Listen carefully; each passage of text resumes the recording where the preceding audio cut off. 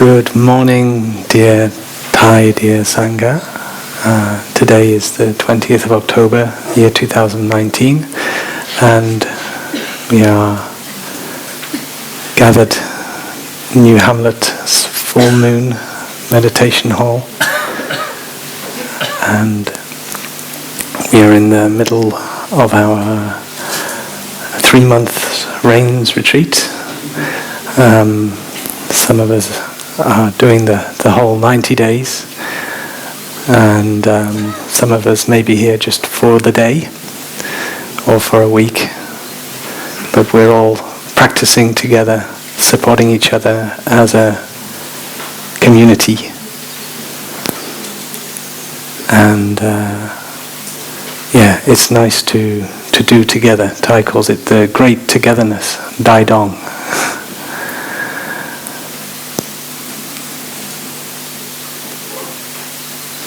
The theme for this winter is actually in 3 aspects, but they're all related. The first month, was devoted to bodhicitta. That is the mind of love, cultivating the mind of love,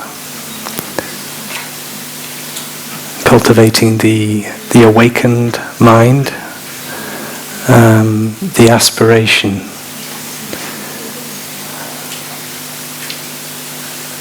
aspiration to not run away from our suffering,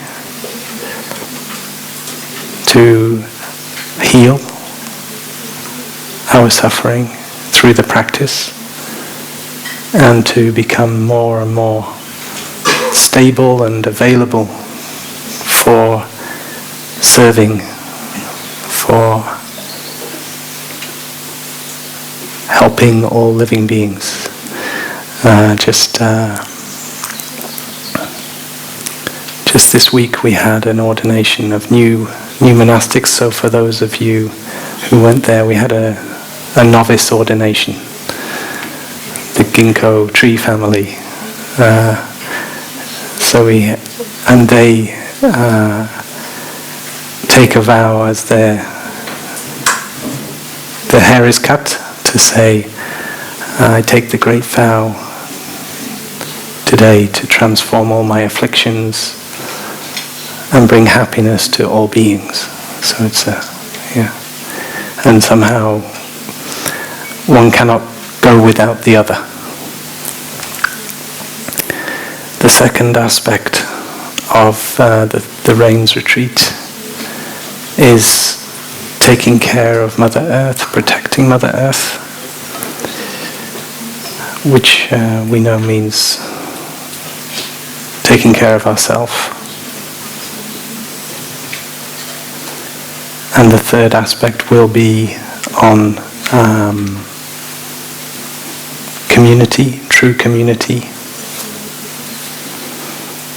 building Sangha, which Thay called the most noble task of our time. And as I said, that they are all related, these topics. So this morning I've been asked to talk on the subject of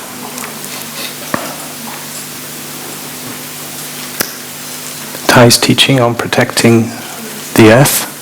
So it's one of a series of talks on this subject.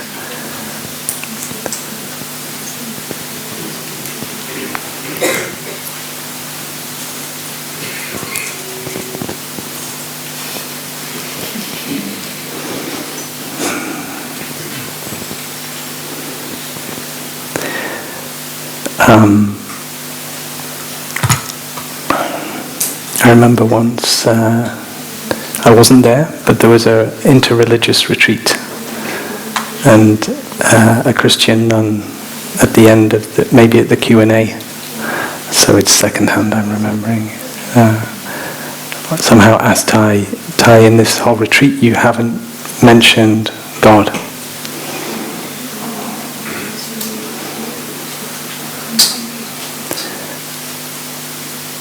She meant the word God, and this is a retreat for Christians and interfaith, etc. And Thay replied, "Is there anything I have shared in this whole retreat which is not concerned with God?"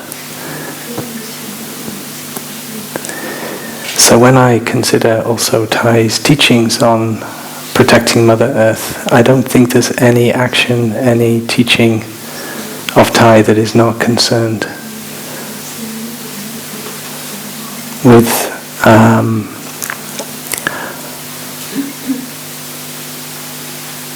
the love for Mother Earth. For me, Thay's greatest teaching is Thay's on this subject.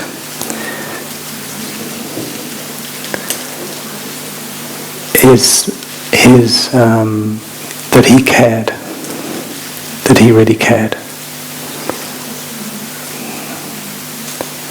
The fact that Thay really cares about us, about Mother Earth, about all of the species, the animals, truly cares. That is a teaching. And it's something you cannot prove by words. It's something you experience. Of course, you see it in his actions, you hear it in his words, but it is something undescribable. The compassion, the care, the caring. And for that, Thay had to have an open heart. He had to have the courage to love. It takes courage to love. Because when we open ourselves up to love, we also face suffering. And we need stability to be able to face that suffering.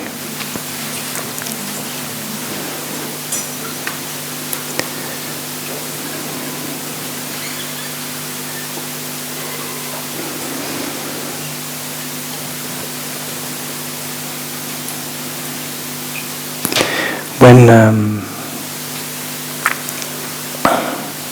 in the book Love Letter to the Earth, it's a wonderful book. Thay's sharing his love for Mother Earth and teachings about how we also can connect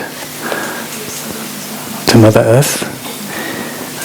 Thay shares about how he went to his hut one day after a walking meditation.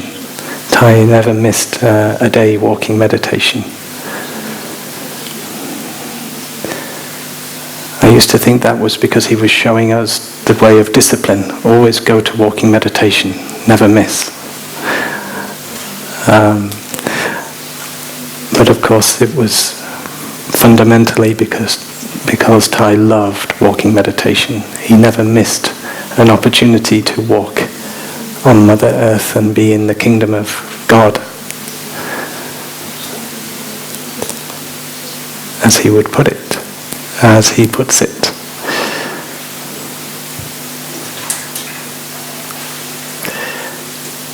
And in the hut he did the calligraphy, "I am in love with Mother Earth." And he said he felt like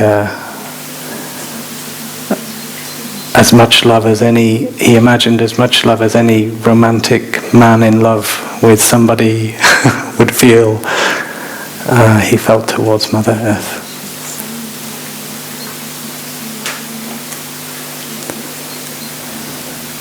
He made himself sound like a giddy teenager. "I'm in love with Mother Earth."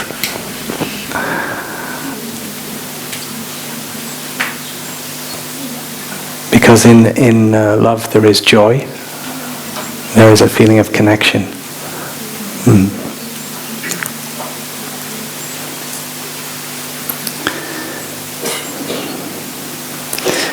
the first teaching Thay gives us on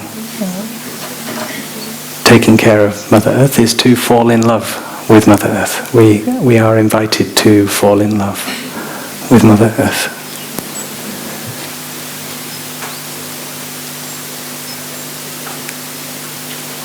To love is to be there. So to spend time in nature is a very important part of falling in love.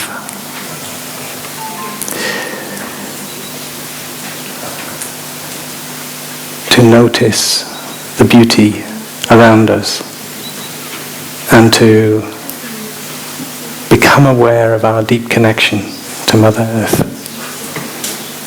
That we are not separate, that we are children of the earth.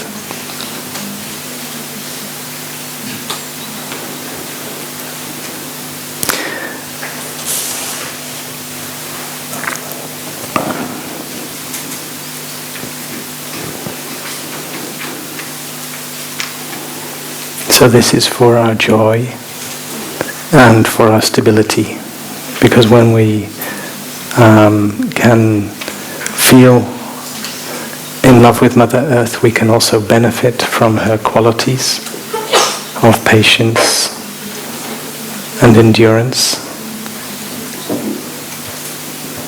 And we can say thank you to Mother Earth. We are filled with gratitude.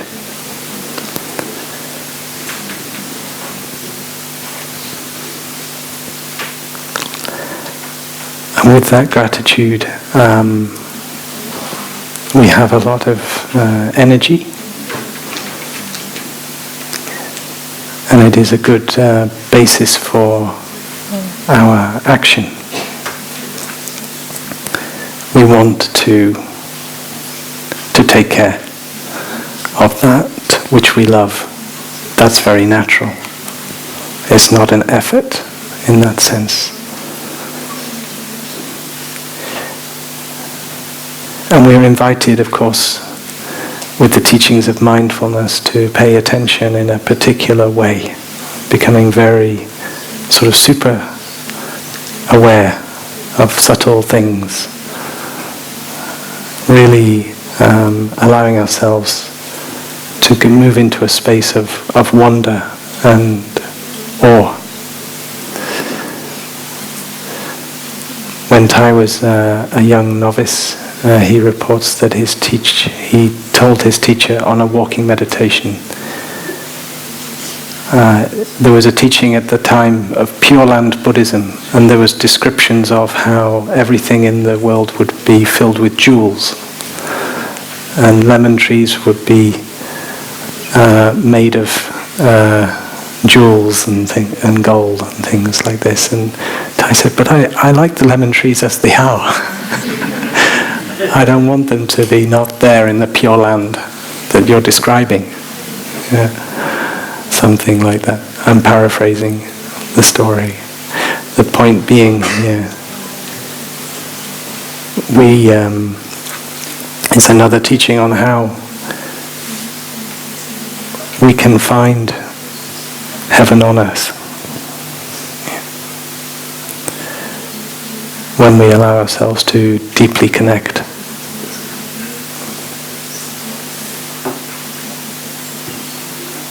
And heaven is not a place where there is no suffering.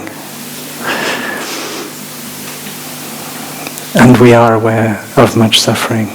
So we also have to then, with our love and gratitude, we also have opened our hearts to connect to suffering.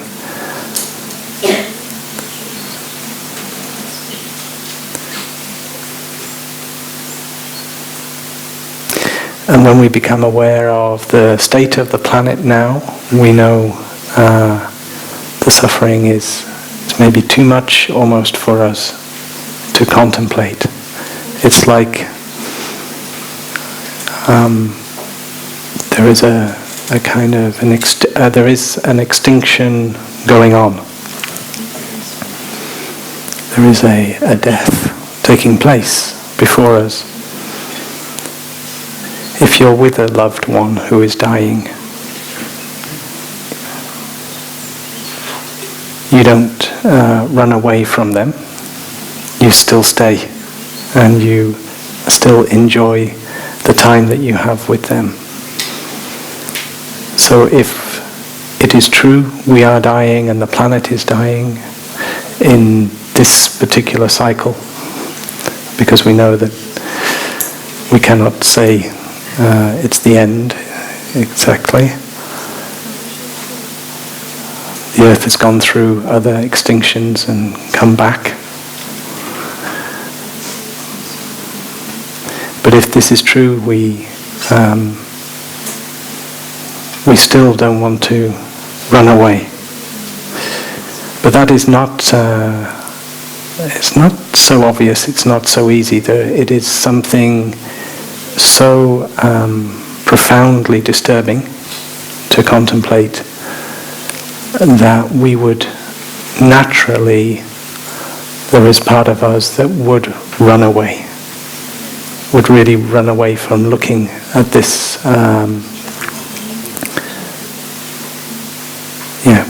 We would be in denial. We may even go numb to things, to avoid the pain. So that is why it also, takes the courage. We need the courage.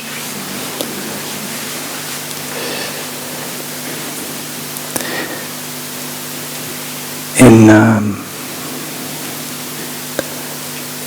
Joanna Macy's book, Active Hope, she reports asking Thay, what is the most important thing we can do to save the planet? And Thay replied, we need to listen and hear the cries of Mother Earth.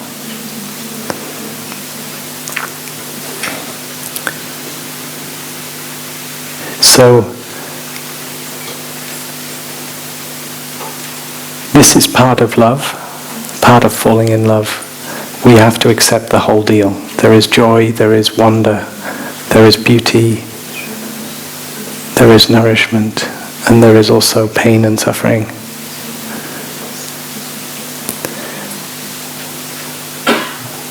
I've been asking some brothers, have you cried for Mother Earth yet?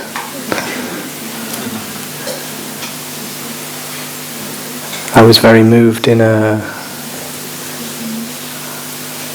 Dharma sharing circle to hear somebody who works on a happy farm sharing that it was on the Wake Up Earth retreat that we had this year,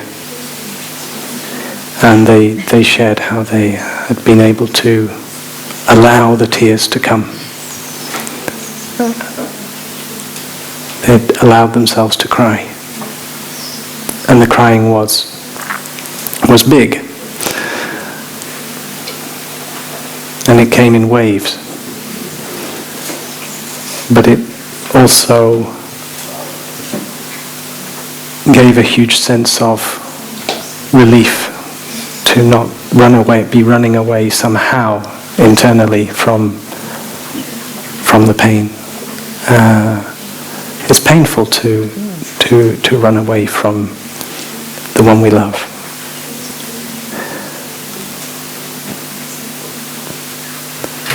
And to come into connection and be able to cry was a great relief. And a deepening of the love.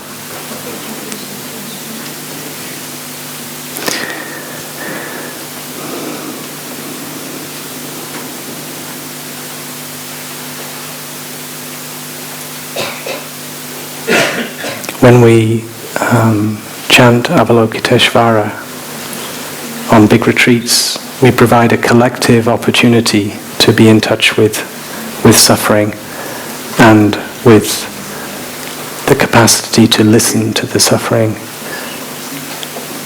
to be in touch with our compassion And it is very natural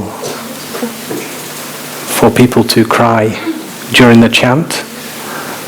And Thay's encouragement is to breathe while crying.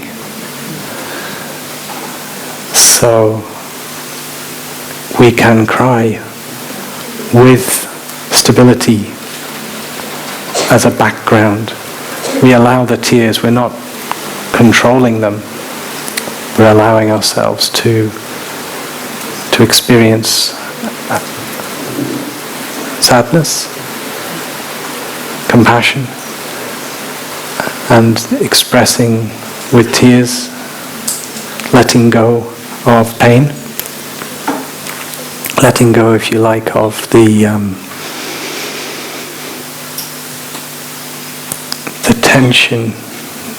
tension involved in running away from our pain.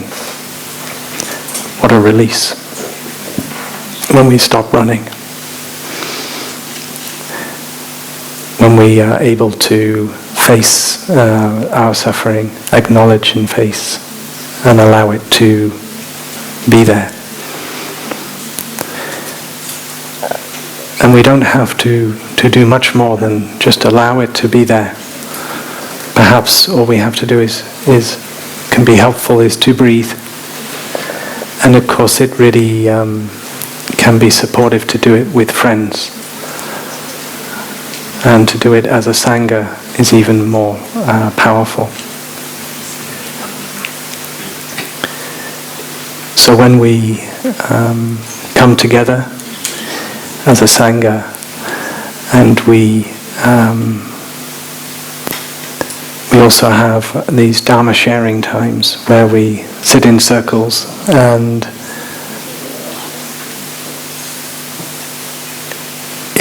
it is also a time where we can bring a suffering and hold it together. The circle creates a space where we hold something together, and it can be easier and more possible to do that together than as an individual.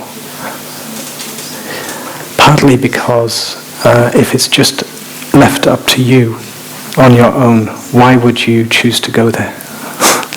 There's something always more interesting than suffering. Unless the suffering is really got hold of you and you have no choice. That's often what can bring us into the practice, is we're no choice. But why would you choose to dig around, if you've managed to keep yourself away? But if we see the importance of connecting with the suffering and the importance of the grieving process, and coming out of denial, coming out of the numbness, then maybe together it's easier. We can do together. We can choose to go there.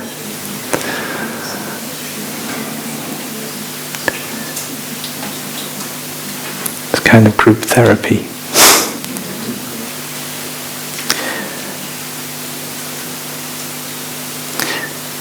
If we are crying for Mother Earth, we are also crying for ourselves, for our own pain, for humanity, for the animals, for our children, for future generations. It's all a bit overwhelming sometimes, but it's important to do. It's in a way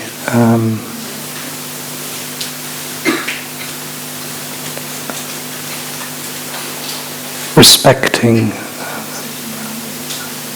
the suffering, not diminishing it and saying you don't belong here, there's no place for you.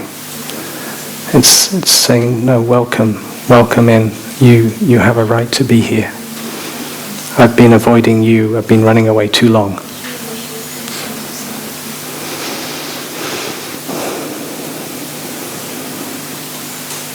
Joanna Macy calls it honouring the pain.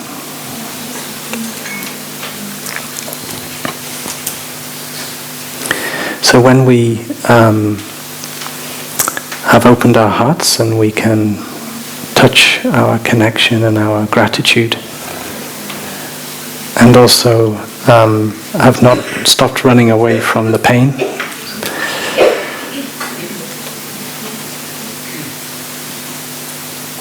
our actions can have a profound strength, because they come from this energy of gratitude, this energy of love, this energy of compassion. Compassion is a very powerful energy. Just take the compassion of a mother for her child. She would be willing to die for her child, very naturally.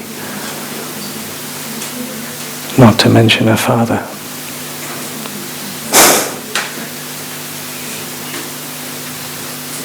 So compassion gives courage to stand up. In the mindfulness training, the 14 mindfulness trainings and the 5 mindfulness trainings, we are invited to make a clear stand where there is injustice and oppression, social injustice and oppression. And we do see people rising up today, wanting to call for action at the level of governments and the level of industry, and in a sense they are making a clear stand against social injustice that comes with things like climate change and the kind of oppression that comes along also.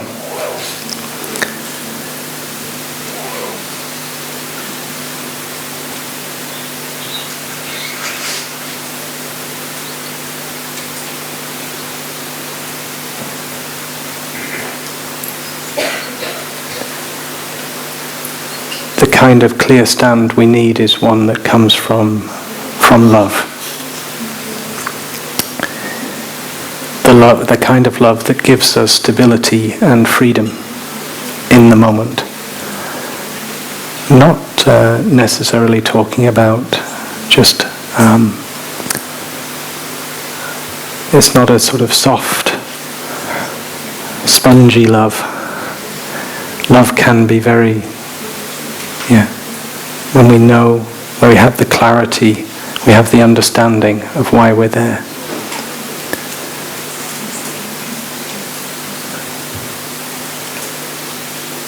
So coming from gratitude, coming from compassion, we have a lot of energy to act. And there is one other very useful thing we could do with, and that is the wisdom of non-discrimination.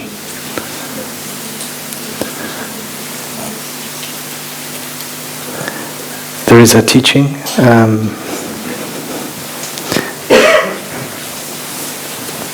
that helps us with this. It's the most ancient book known to man.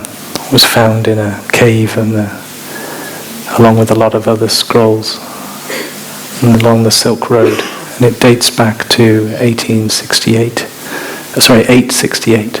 AD. And it's the Diamond Sutra. And Thay likes to refer to it as the most ancient text on deep ecology. And there is the teachings in the Diamond Sutra do help free us from certain wrong views, certain views that can imprison us.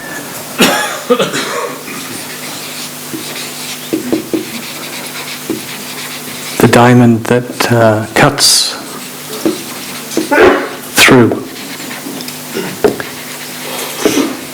through illusion. That's the more accurate name for the sutra. To be able to cut through illusion. What kind of illusion? This is when we study this sutra, it's interesting. It's given. A disciple of the Buddha, Subhuti, is asking the Buddha, what is the way a bodhisattva should think, should train his thinking in order to be able to develop the most awakened mind, etc. And so the assumption then, if you're already a bodhisattva, it means you're already doing your best to save the world.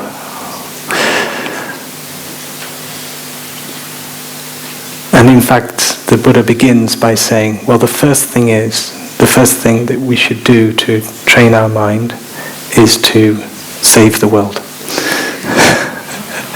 To save all living beings, bring them all to the other shore of nirvana, of freedom. And then after you've done that, do not think that you've saved the world. Do not think that you've saved all of these beings. So he's saying, don't think you've done such a thing. And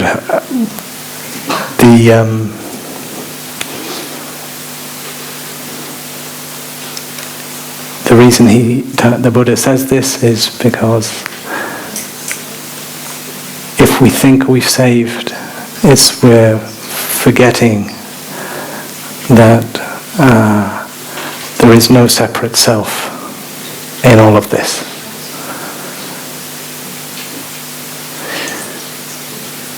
When we see there's no separate self,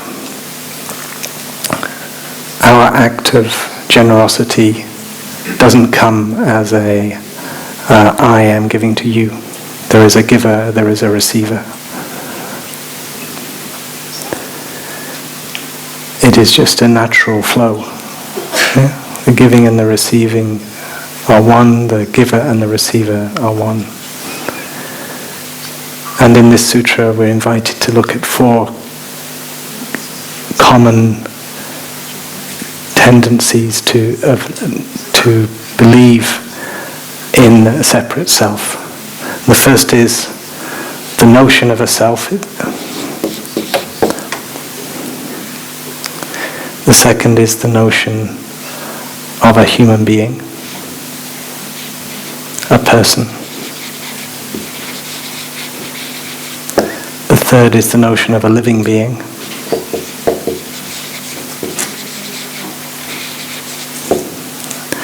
And the fourth is the notion of a life span.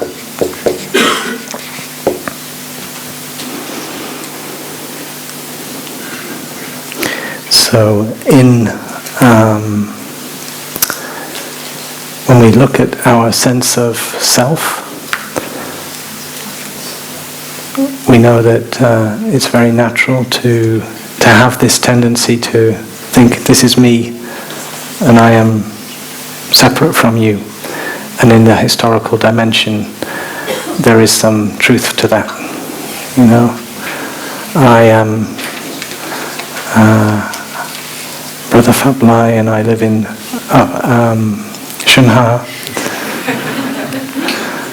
Sister Shinyim, you live in New Hamlet. We're different people living different lives in certain ways. And yet,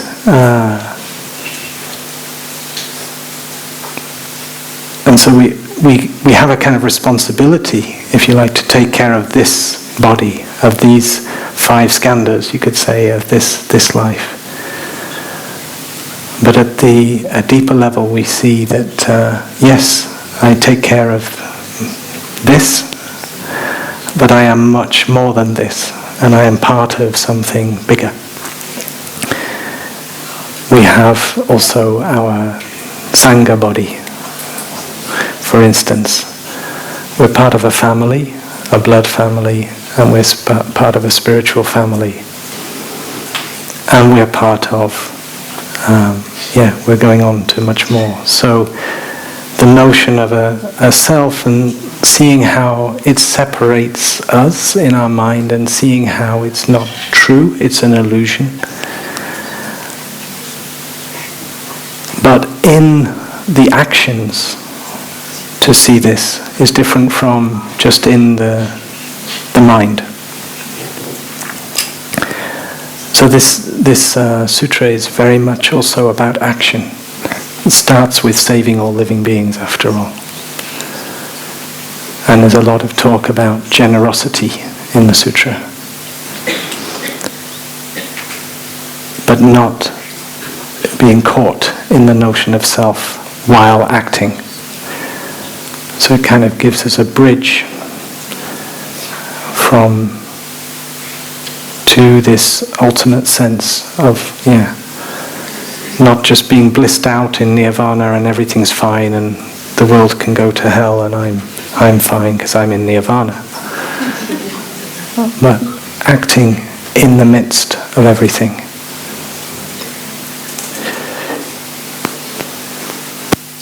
Human being. This notion that we are separate from other species, other animals. We can say we're a human being as long as we're not caught by the idea of that being a separate from other animals, other species. When we see that we are that all living beings, we are one living being among many, it helps free us from this discrimination we have towards other animals, other species. We see our connectedness, we see our ecology with our codependence also. And likewise with the term living being, because living being is also to say that there is animate life, and then there are inanimate, dead minerals. And yet when we look deeply, we see we are made of water, we are made of air, we are made of earth, the sun. When we do meditation with the children, eating meditation, we get them to eat a segment of orange, and we describe how the sunshine is in the orange, and the children get it immediately. So they say, "Oh, I'm eating sunshine," and it's true. There is sunshine, come 93 million miles to be in that orange.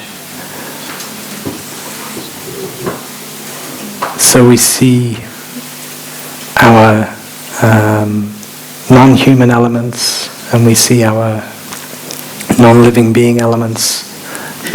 We let go of that discrimination too.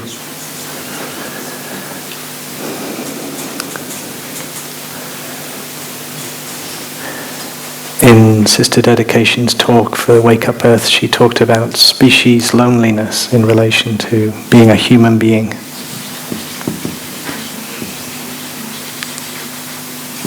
It's very lonely being a separate self. So to free ourselves of notions of being a separate self is going to make us less lonely. So that's a good point. But we can see this, this feeling how we've separated ourselves from other species, from the wild. We consider civilization as something other from the wilderness.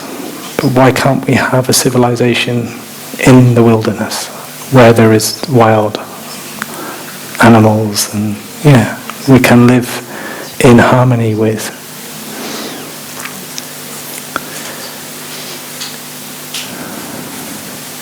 And our focus on just our human separateness has led us to take over all of the habitat available for wildlife, to feed the 70 billion animals that then feed us, is a lot of where that land has gone.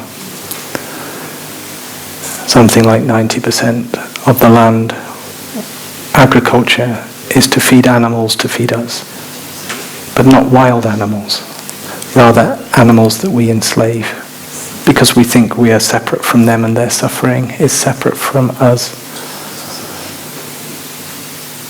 So we don't have compassion for them. They're not us. And in doing so, we've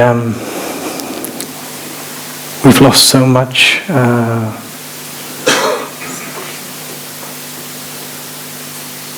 happiness to be part of, to enjoy, to know that we're sharing this planet harmoniously.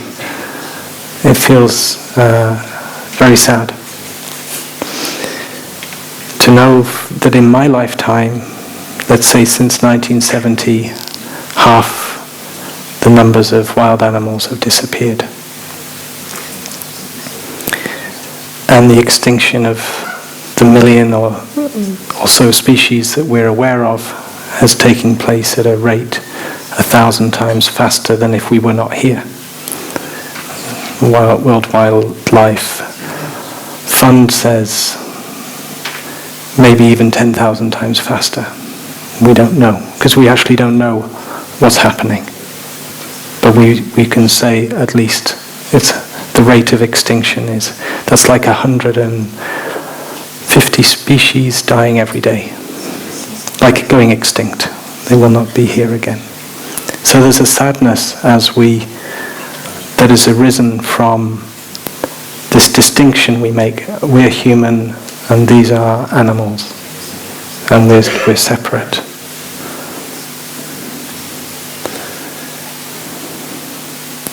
If I can stay on that, I have a quote that Brother Phap Lai gave me. Where is he? You know what it is, don't you? I think I should read it in French because it's from a French person. He said, "Oh, bof, I'm not a philosopher, but the meaning of life is the respect we give to it. At this moment, we are discovering that life is one." I think many of us have known life is one from ages back, but so maybe we go through phases of ignorance. But he says, vegetable, animal, human, all is in solidarity. There is only one life. Today, the meaning of life is to become aware of that unity of life. Humanity is no longer has the right to think only of itself. And that quote is from Michel Rocard. He was interviewed in Human. You know, is it Yann Arthus Bertrand, the film? And he's a former Prime Minister of France that said these words. So the insight is there, even among the politicians. I guess when he was Prime Minister of France, I looked him up on Wikipedia. I didn't see him anything about this, but you see it in this interview. But it's in his later years. He also was a European Parliament politician for a long time. So, in fact, I don't think even the people that we're accusing of being ignorant are so ignorant. many of us know the truth. It is profound what is said here, and I'm glad to hear that it comes from even a former politician, because we don't often hear that from politicians, this kind of statement. That humanity no longer has the right to think only of itself. These kinds of words are powerful if they're put into action, right? This kind of insight is powerful.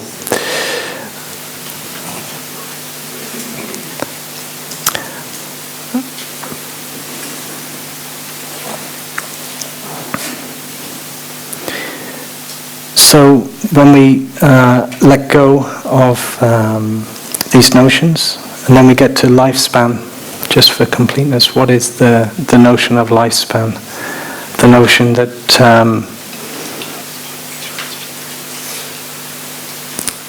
there was non-being, then we were born, and we be for some time, and then we die.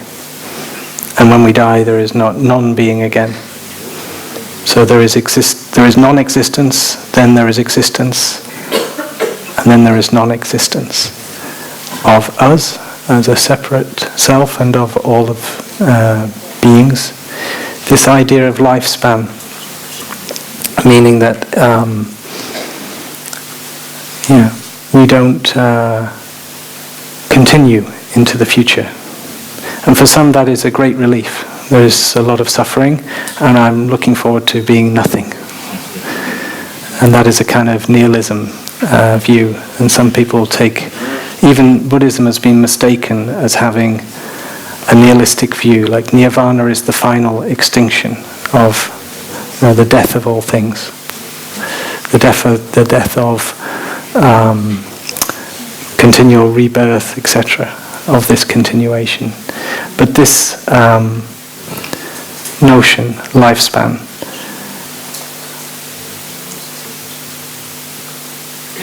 it is, once we question it, we see that we're part of a continuum of life, both in the spatial direction. When we look, we see we're part of all life, just as Michel Rocard says, and also in terms of time. In this body, the cells in this body contain the whole of evolution, all our ancestors, including our animal ancestors and our plant ancestors, and we go on into the future.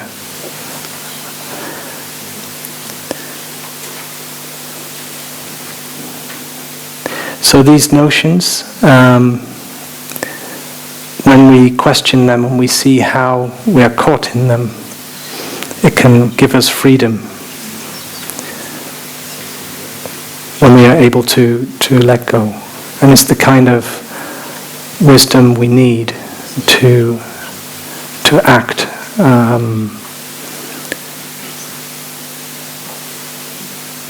We have our compassion, we have our gratitude, and we also have our wisdom.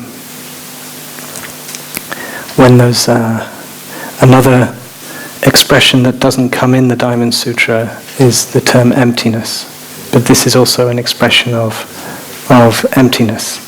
It is saying that we chanted the Heart Sutra before the talk. There is no separate self. No phenomena has a separate self. So everything is empty of a separate self. Whatever we choose to look at, we can show all of the non-that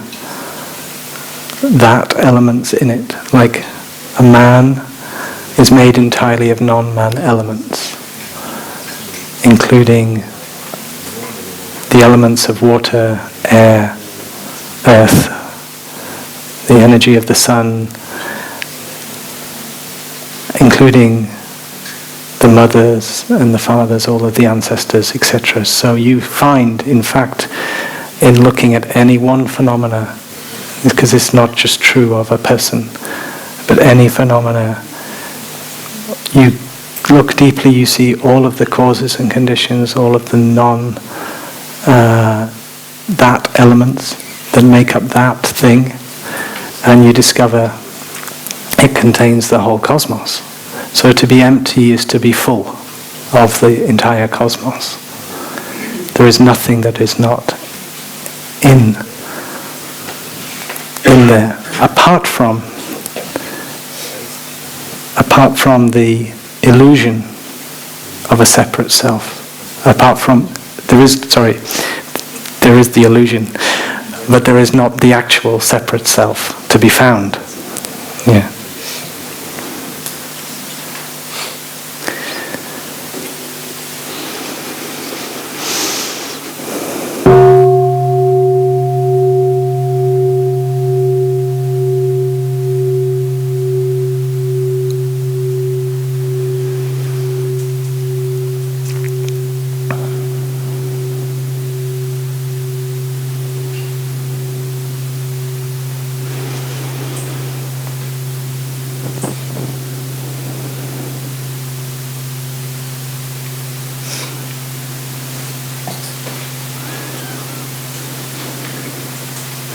So, when we act from a place of great love, it can be very powerful. And when we also, included in that love is this wisdom, it is also very helpful. When our friend John went to London to take part in the Extinction Rebellion actions, he said, I'm going to do something that could get me arrested on purpose, as a way to make a kind of stand. And he asked permission, is that okay? I said, yeah, go ahead. You have our blessing, but do it from a place of love. And he says, yes, of course. Yeah. Can you give me a gatha to say, when I get arrested? And I said, the one who arrests and the one who is arrested are both by nature empty.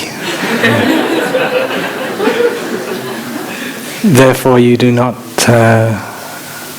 have to get caught in your anger or your maybe superiority complex. You're the nasty policeman that is arresting me, the wonderful bodhisattva. We are all somehow in the tragedy together, and there are always causes and conditions. Once again, it doesn't mean not taking a clear stand, to see that we are all in it together, to see with the eyes of non-discrimination does not mean that we do not take a clear stand. And there are many actions we can take, not only getting arrested. And this is something we should do. Take action. Yeah.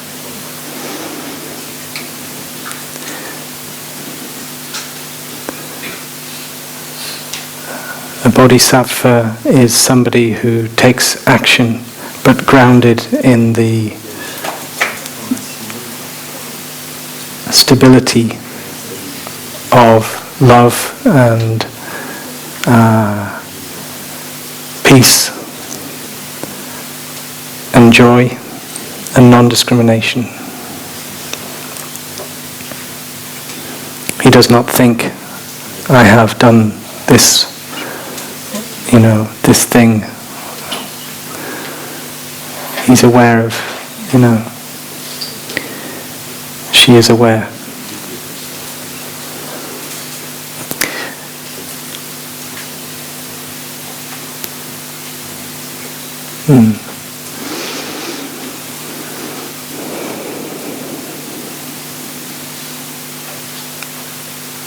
Taking action can help us a lot to not fall into depression. And if we have insight and we have great love, action comes very naturally. And we start with what is here and now, and we start with seeing what we can do in this present moment. There's a quote I like attributed to Mother Teresa. We don't do great acts, but small acts with great love. So much is in the intention, in the way in which we do. If we do things from a place of anger, even it's righteous anger, even the anger has a right to be there. But if that is the energy we're using to act, it will have its continuation. And it will be a continuation of anger. And it is the same with fear. We have a lot of the actions taking place are being provoked by, we're going to die, we're going to starve. Anger towards the government and fear about what will happen, and it's understandable. But then, if we act from that place, we will continue with the fear, with the anger. And it is the energy of fear and anger that brought us to this place. It is the energy and greed also somehow comes from fear. Fear that we do not have enough. That there's not enough to go round.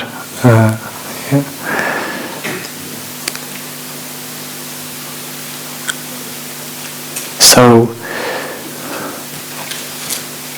we very much need to take care of our fear, to take care of our anger,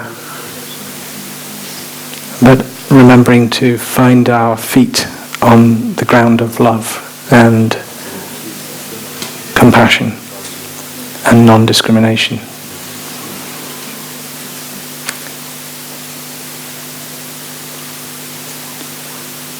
Because finally the fear and the anger do also have their source in the illusion of a separate self. And this is a deep teaching that we do need for our time.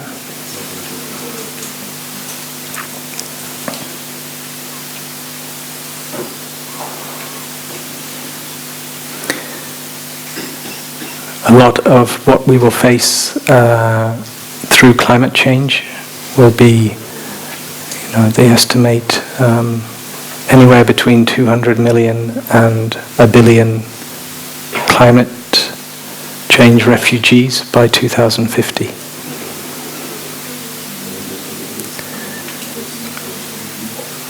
There will be water shortages, resources depletion, food shortages, people being displaced, and with this will come social unrest and more war. So what we need to be able to face this kind of potential future, this kind of thing, which is in some ways already happening in different places. Even we are lucky enough not to be experiencing it ourselves at this moment. We still have enough to eat and drink. We need this resource of love, compassion, and insight.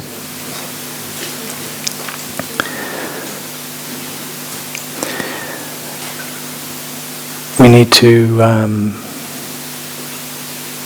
become bodhisattvas. That means to have the desire to act and to act from that place. And at the same time taking care of our emotions of anger and fear. There is not a linear thing where you're a suffering being and then you become a bodhisattva. We can't afford to wait till everybody is fully realized to do the things we need to do. But maybe together we can do more effectively, and we don't have to have a complex about, I've still got my personal suffering. Yeah.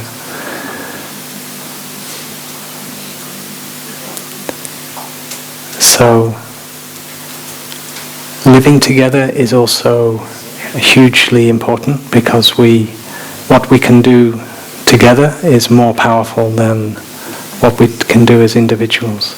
Somehow it's also a kind of different organism when we act as a sangha. So this is learning how to live together harmoniously is also partly an answer to how we will face social unrest.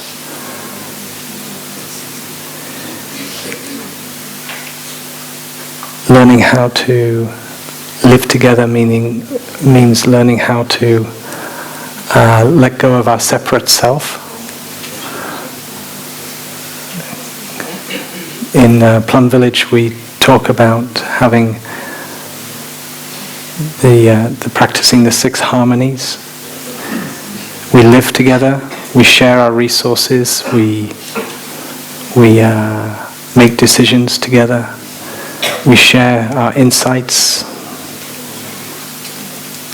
we share our heart and mind in the way in which we share what's really going on for us with each other and support each other like that. We practice loving speech and deep listening. If a community cannot stay together, it's usually because they've lost the capacity for speaking lovingly with each other. But it's something that needs to be trained also, to really see the importance of speaking kindly with each other.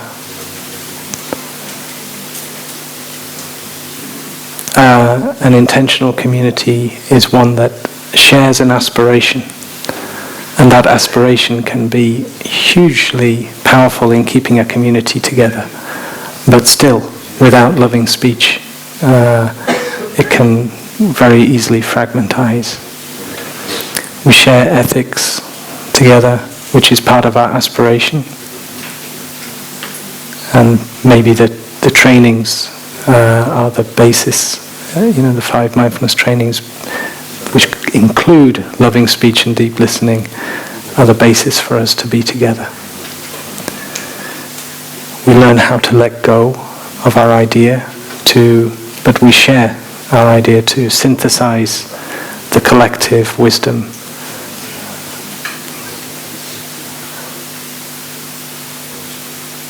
So you could say it's a democracy in that way. It is interesting that one of the things being called for from the government is, please let us set up a citizens' assembly so that the people can come together and be entrusted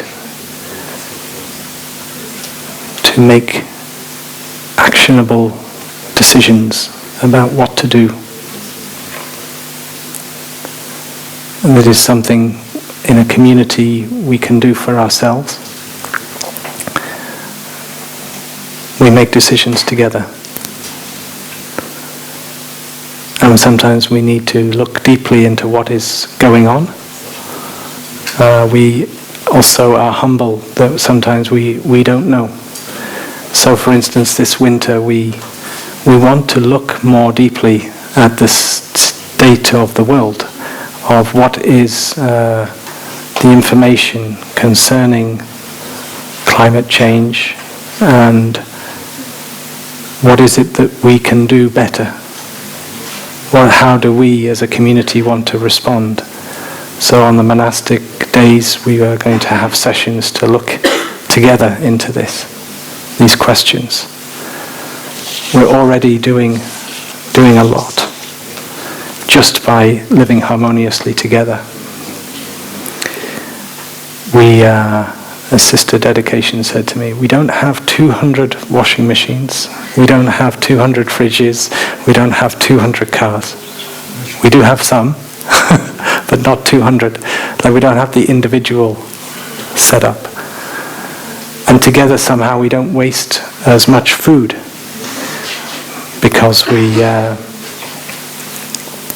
know how to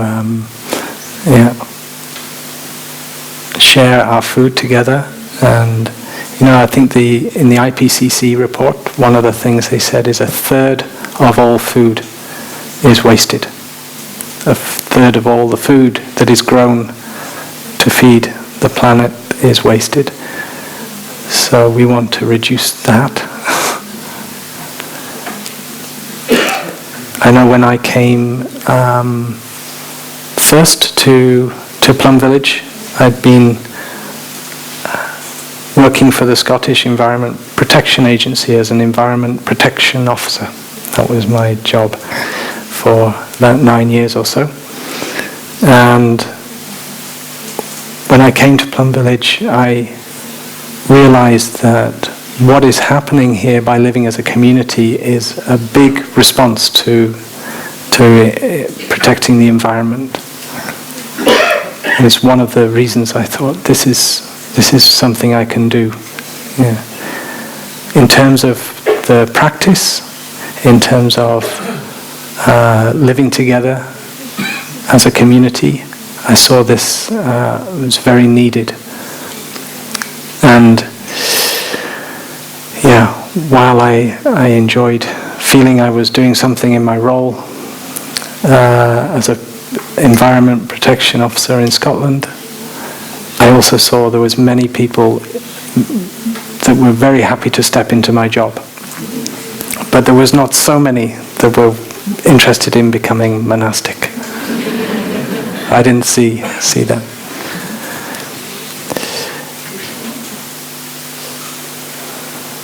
So it was immediate recognition. Wow, this living together, because when you live on your own in a flat, you see how much you waste. You kind of have a feeling, gosh, this is kind of crazy. Got my own car, got my own heating bills, So when you see people living together, you say, wow, this is something, this is a good way. Just doing that. And we also choose to live simply. There is actually quite a lot of co-living for economic reasons. An emergence of this kind of choice to live together in not just in monasteries, right? But like out there. And there is also sprung up a conscious co-living movement. One of our friends, Naima Figueres, is part of this, and she sent me some stuff on it. And the website has a very good intention. This conscious co-living intention is not just to live together for economic reasons, but also to learn how to connect with ourselves deeply through taking care of our well-being. So that's one aspect. And learning how to live together. So the sort of science of living harmoniously, as I was describing with the 6 harmonies. And the other one is connecting with nature. So also being connected with nature. So this and the aspect of sustainable communities and really building in right from the building of the importance of taking care of Mother Earth. So living simply is a huge contribution.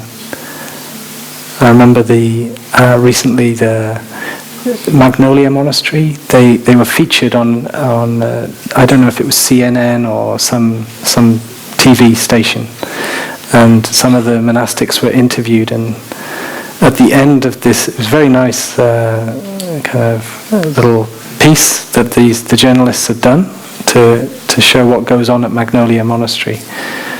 And Sister Pearl shared how one of the big joys of monastic life is to live simply. Like it's a joyful thing to let go of lots of stuff, and to in the space it gives you, both physical and mental. And the anchor man of the news at the end said, "That was amazing what Sister Pearl said about living simply," like it was the first time he'd ever heard of the idea.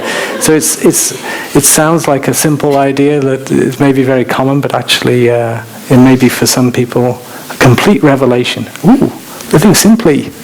That's a good idea. Yeah. It's not always obvious. Yeah. But when you try it, you even just experiment. I remember when I lived in Scotland, and I had the idea, okay, I live simply. What does that mean for me? Well, first of all, just having less phone calls. At that time we didn't have mobile phones, so now it would be like having a break from WhatsApp, having a break from all of the connections and communications, giving yourself a break from all of that, and taking out all of this need to do things with people and make arrangements. Making your life less cluttered, less complicated, brings you a lot of happiness and gives you time to walk in nature, time to fall in love with Mother Earth. And as a community, we do travel less. We have commuted to New Hamlet this morning, but we just do that once in a while. And we go together in vans. When we do fly, sometimes, but it's also, I think, we can improve on that. We can find ways to mitigate that. One of the reasons we go out is so that not so many people have to come here, or because some people, like in other countries, cannot come here. So we do the kind of outreach work also. But we have this place where people can come, and it's also your home. I want to also mention eating vegan. In 2007, our teacher we had a Sangha meeting, but it was also very clear Thay wanted the decision to be that we go vegan. The collective consciousness was not quite there, so he gave it a little push. Yeah. And maybe we're not still quite there. We do serve vegan, and most of us understand the need for a plant-based diet. Yeah, we sometimes, so there was a brother that asked me the other day, I get the vegetarian thing, but why vegan? What's wrong with cheese and what's wrong with eggs? And it was so lovely because I explained just a little bit, like, well, like if the cow is there to give the milk, it means they have to take the baby cow away, and she suffers, and the baby suffers. And the baby is if it's a male, 9 months later it will be for veal for food. The cow itself will also be also killed for food just in 4 years. So it's not that we can really separate the dairy industry from the meat industry. It still involves suffering and killing, and it still involves a huge amount of resources to keep that industry going that could be used to feed people with the very same plants that are grown to feed the cows we could be eating, reducing a huge burden on the planet. As soon as I said this to this brother, he immediately said, "Oh, okay, I get it. Okay, I'll stop eating cheese," and I'll have to see if that's been,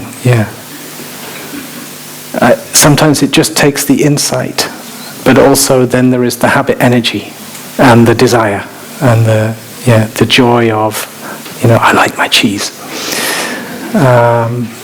When we really get in touch with the suffering, it's very difficult to enjoy the cheese. But sometimes we forget. And we can be very healthy on a plant-based diet. And many nowadays, it is the time where it's becoming much, much more openly said that a plant-based diet is an absolute important thing for us to do if we're to make an impact on the climate change, emissions, etc. There's some friends that told me they want to make it illegal to eat meat. And I can understand where that comes from. If it comes from, if we can, but if you can,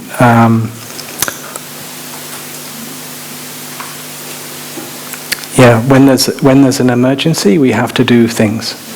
We have to take actions. But if there is no understanding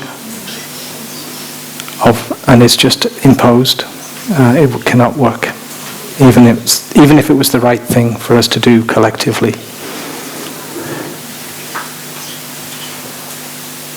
But if we can, if we're able to get people to see, like I was able to get that brother to see, just in a quick thing, because he was very open, then if we can persuade ourselves as humanity, we need to do this. Maybe then, and let's make it law. That's okay. The laws are meant to reflect our insight of what we need to do together.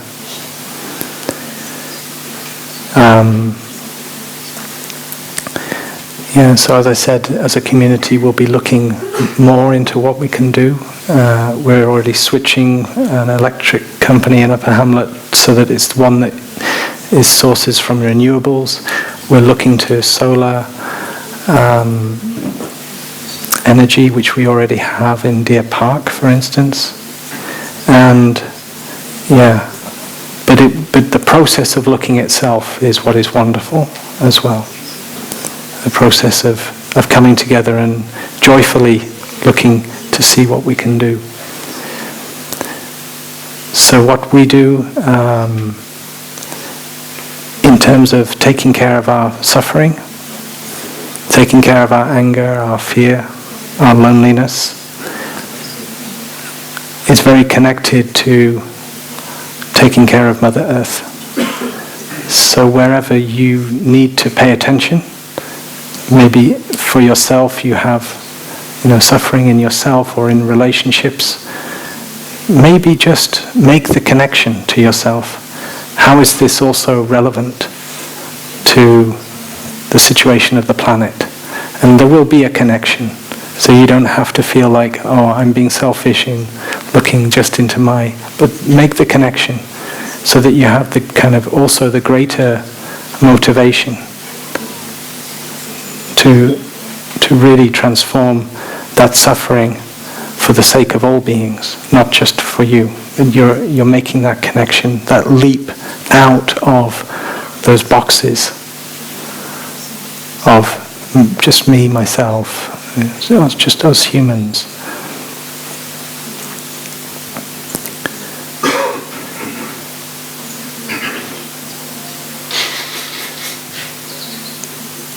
Thay, in terms of teachings, Thay has given us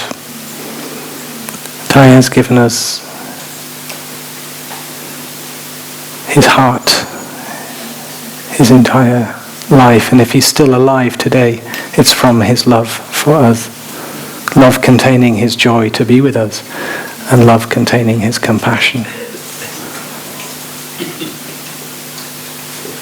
Thay has given us the practices that we need. And he has built the Sangha so that we can do together.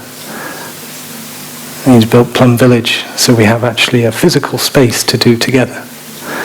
But even if this physical space wasn't here, we would find ourselves. You know, when Bhaknya was attacked, the 400 brothers and sisters regrouped in Thailand, with thanks to some support.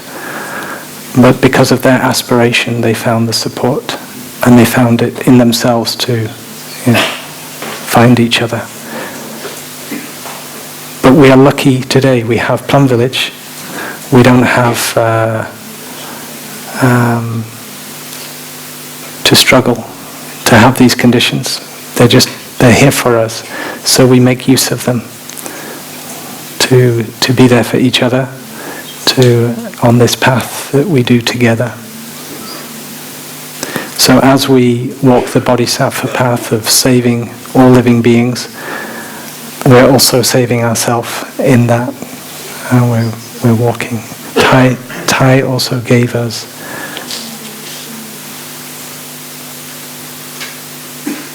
the gift of non-fear. So that is something considered the highest gift. Maybe can explore that another day. Thank you.